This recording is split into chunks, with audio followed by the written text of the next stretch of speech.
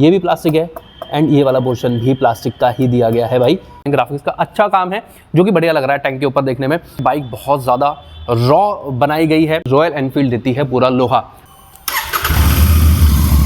तो फिलहाल यार अपने पास में खड़ी हुई इंटरसेप्टर बेयर 650 और आज हम इसी बाइक के बारे में बात करने वाले हैं। सबसे पहले देखेंगे कि इस बाइक का डिज़ाइन कैसा है और उसके बाद में क्या क्या चेंजेस किए गए हैं। लगातार नए पे नए मॉडल लॉन्च हो ही जा रहे हैं रॉयल एनफील्ड के। वो ज़माना चला गया कि अब रॉयल एनफील्ड कोई नई बाइक लॉन्च करती ही नहीं थी। तो आज इसी बाइक के बारे में हम लोग बात करने वाले हैं। देखते हैं कि किस तरह का डिज़ाइन है, क्या चीज़ें इसके अंदर नई ऐड की गई हैं एंड ऑब्वियसली लास्ट में वीडियो के इस बाइक का साउंड ज़रूर सुनेंगे।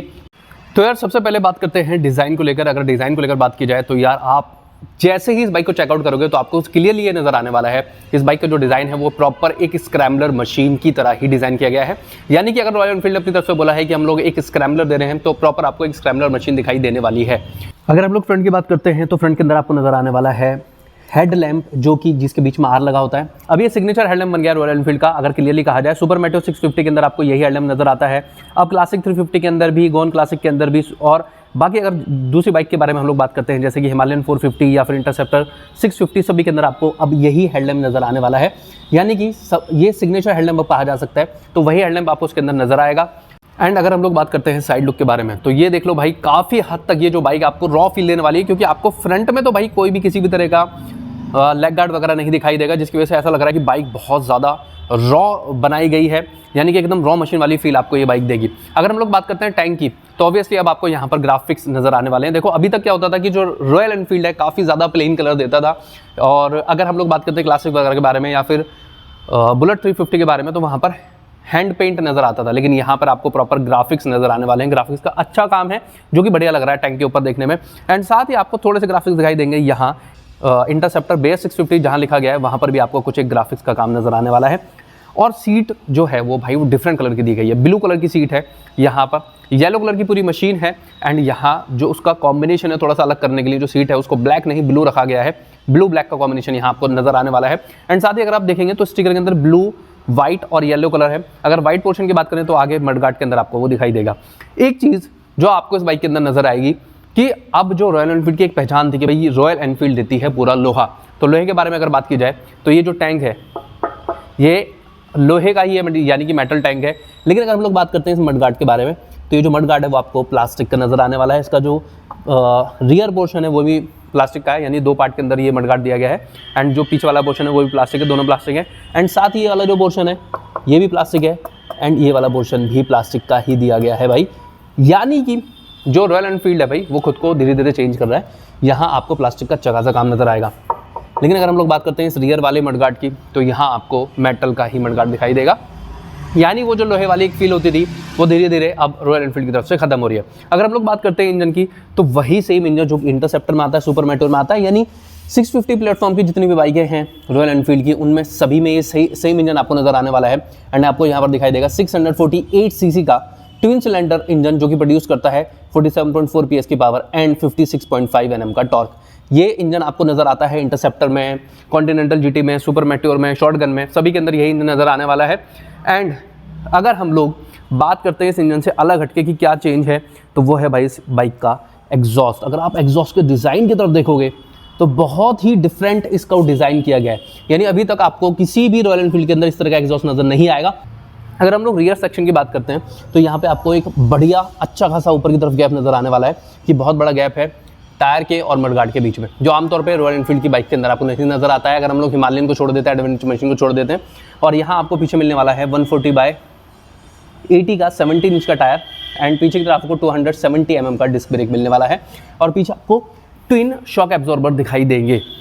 साथ ही अगर हम लोग बात करते हैं फ्रंट की तो फ्रंट के अंदर आपको दिखने वाला है 100/90 का 19 इंच का टायर। और अगर आप टायर पे ध्यान देंगे भाई MRF के टायर लगाए गए हैं एंड साथ ही ऑफ रोड टायर इंस्टॉल किए गए हैं जिसके अंदर आपको बहुत ज़्यादा ग्रिप नज़र आएगी। और साथ में आपको फ्रंट में मिलने वाला है 320 mm का डिस्क ब्रेक एंड यहाँ आपको अपसाइड डाउन USD जो सस्पेंशन वो नज़र आने वाले हैं 43 mm के। वही सस्पेंशन जो शॉटगन के अंदर दिखते हैं, जो सुपर मेट्रो 650 में दिखाई देते हैं, वही सेम सस्पेंशन आपको यहाँ पर भी नज़र आने वाले हैं। अगर बात की जाए ग्राउंड क्लियरेंस को लेकर, तो यहाँ पे जो ग्राउंड क्लियरेंस है वो आपको सुनने में थोड़ा सा अलग लगेगा कि यहाँ सिर्फ आपको 184 mm का ग्राउंड क्लियरेंस मिलने वाला है। जिस तरीके से एक स्क्रैम्बलर मशीन है तो जाहिर सी बात है इसका जो ग्राउंड क्लियरेंस है वो अराउंड 200 mm तो होना चाहिए था, क्योंकि अगर आप स्क्रैम्बलर मशीन को हम लोग देखते हैं तो ये ऑफ रोडिंग करने के लिए बनाई गई है। अगर आप इसे हार्डकोर ऑफ रोडिंग भी नहीं करते हैं, जैसे कि अगर हम लोग बात करते हैं हिमालयन की, तो फिर भी काफ़ी हद तक इसकी जो ऑफ रोड कैपेबिलिटीज़ हैं वो हाई रखनी थी, जिसकी वजह से अगर आप देखेंगे तो मडगार्ड के अंदर अच्छा खासा गैप भी नजर आता है। लेकिन यहाँ 184 mm का जो ग्राउंड क्लियरेंस है वो इस मशीन के हिसाब से थोड़ा सा कम आपको जरूर दिखाई देगा। अब बात करते हैं भाई इस बाइक के इंस्ट्रूमेंट क्लस्टर को लेकर, जो कि आपको इंटरसेप्टर में नज़र नहीं आता, कॉन्टिनेंटल जीटी में नहीं नज़र आता है।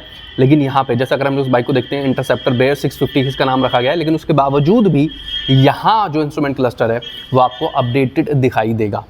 अपडेटेड का मतलब है कि भैया जैसे हिमालयन 450 में और गोरिल्ला 450 के अंदर नजर आता है, वही सेम इंस्ट्रूमेंट क्लस्टर यहाँ पर भी आपको मिलने वाला है। फुली डिजिटल इंस्ट्रूमेंट क्लस्टर है, लेकिन जब इसको ऑन ऑफ करते हैं तो आपको ऐसा लगेगा कि ये एनालॉग है। जैसे इसकी निडल ऊपर जाएगी तो उसको एक फील आती है इसको देखते हुए, ये बहुत ही बढ़िया लगता है जब निडल ऊपर की तरफ जाती है। मैं ये बता देता हूँ, एनालॉग वाली फील देगा, लेकिन है fully digital instrument cluster. And साथ ही इसके अंदर आपको फुल गूगल मैप का सपोर्ट भी नजर आने वाला है। देखो साइड स्टैंड की वार्निंग दे रही है, न्यूट्रल बता रही है, यहाँ पर आपको RPM दिखाई देने वाले हैं, एंड जो स्पीड है वो आपको यहाँ दिखाई देगी। इस जॉयस्टिक की हेल्प से आप चीज़ों को सिलेक्ट कर सकते हैं। अभी बाइक रिजर्व के अंदर है, साथ ही आपको इंजन मान फंक्शन की लाइट भी दिखाई देगी, ABS ऑन है कि नहीं, ऑडोमीटर की रीडिंग कितनी है, सारी चीज़ें नज़र आने वाली है। ट्रिप 1 कितना है, साथ में कितना माइलेज आया है, वो ट्रिप 2 का भी यहाँ पर आपको नज़र आने वाला है। अगर हम लोग बात करते हैं फ्यूल रेंज कितना देने वाली है, मतलब कितने टैंक में एम्प्टी होगी, फ्यूल कंजप्शन कितना है, सारी चीज़ें, बैटरी की हेल्थ वगैरह सब कुछ ये बाइक दिखाने वाली है।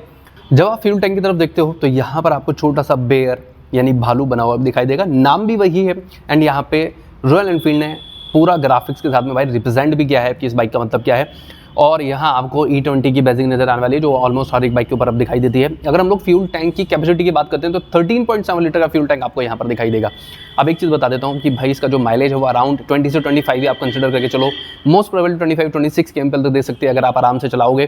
तो उस हिसाब से अगर हम लोग देखते हैं तो फ्यूल टैंक भाई थोड़ा सा बढ़ा देना चाहिए रॉयल एनफील्ड को। भाई बड़ा फ्यूल टैंक होगा, फ्यूल रेंज ज़्यादा मिलने वाली है, क्योंकि अगर आपको हर 200 से 250 किलोमीटर पर अगर फ्यूल ब्रेक लेने पड़ेंगे और अगर आप टूर करते हो तो थोड़ा ज़्यादा हो जाता है। यानी कि मुझे लगता है कि अराउंड 300 से 350 किलोमीटर की जो फ्यूल रेंज है वो तो कम से कम बढ़ा देनी चाहिए रॉयल एनफील्ड को।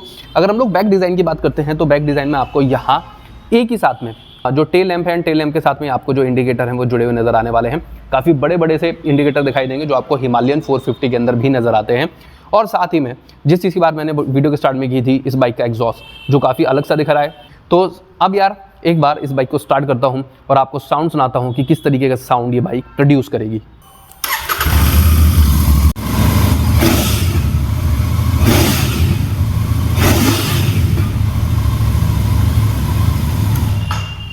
आप इस बाइक के बारे में क्या चीज़ें सोचते हो वो आप कमेंट सेक्शन में बता सकते हो। क्या आपको ये बाइक पसंद आई है या नहीं आई है, क्या चीज़ें आपको इस बाइक की अच्छी लगी हैं, और कौन सी ऐसी चीज़ें हैं जो आपको लगता है कि रॉयल एनफील्ड को चेंज करनी चाहिए थी, रॉयल एनफील्ड को ये नई चीज़ ऐड करनी चाहिए थी, या इस चीज़ को चेंज करना चाहिए था, या ये नहीं देना चाहिए था। जो भी आपको लगता है वो आप कमेंट सेक्शन में बता सकते हो।